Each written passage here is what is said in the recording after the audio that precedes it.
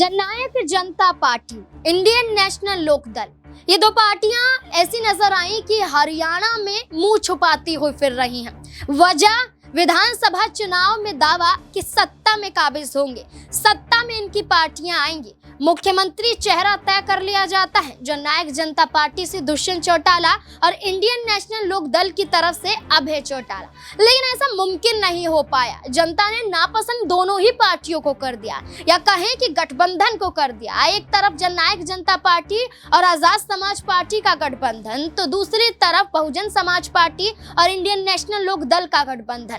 Indian national Lokdal ने अपने बलबूते पर 2 विधानसभा सीटें तो निकाली, रानिया विधानसभा सीट और डबवाली विधानसभा सीट, लेकिन जननायक जनता पार्टी खाता तक नहीं खोल पाई। इस आधार पर कहा जा रहा है कि भारतीय जनता पार्टी और कांग्रेस पार्टी के बीच में जो मुकाबला था, वो मुकाबला कड़ा भी हुआ। शुरुआती रुझानों में कांग्रेस आगे, भारतीय जनता पार्टी का सुपड़ा साफ हो रहा था, लेकिन जैसे ही समय बीता, भारतीय जनता पार्टी 48 सीटों पर पकड़ बनाती हुई नजर आई। सरकार हरियाणा में भारतीय जनता पार्टी की, कांग्रेस पार्टी मात्र 37 सीटों पर सिमट गई। अब ये कहा जा रहा है कि हरियाणा में अगर आने वाले चुनाव या अन्य राज्यों के चुनाव में भी दमखम दिखाना है, तो इन दोनों पार्टियों को, इन दोनों ही चेहरों को एक होना पड़ेगा, परिवार को एक होना पड़ेगा। और जननायक जनता पार्टी की तरफ से जहां अजय चौटाला के जरिए चुनाव से पहले एक बड़ा संदेश दिया जा रहा था कि अगर ओपी चौटाला चाहेंगे तो परिवार में वापसी करने के लिए तैयार हैं, तो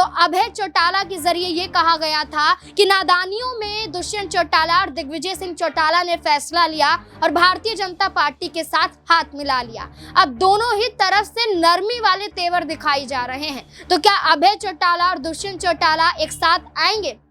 क्या परिवार एक साथ होते हुए दिखाई दे सकते हैं? क्या हरियाणा में विधानसभा चुनाव के हार की वजह से कोई सबक लेते हुए, कोई सीख लेते हुए दोनों पार्टियां नजर आ सकती हैं? आपको लगता क्या है कि क्या जननायक जनता पार्टी और इंडियन नेशनल लोकदल को अब हाथ मिला ही लेना चाहिए? आपकी राय क्या है? अपनी राय कमेंट सेक्शन में जरूर दें। देखते रहें SPN9 न्यूज़। धन्यवाद।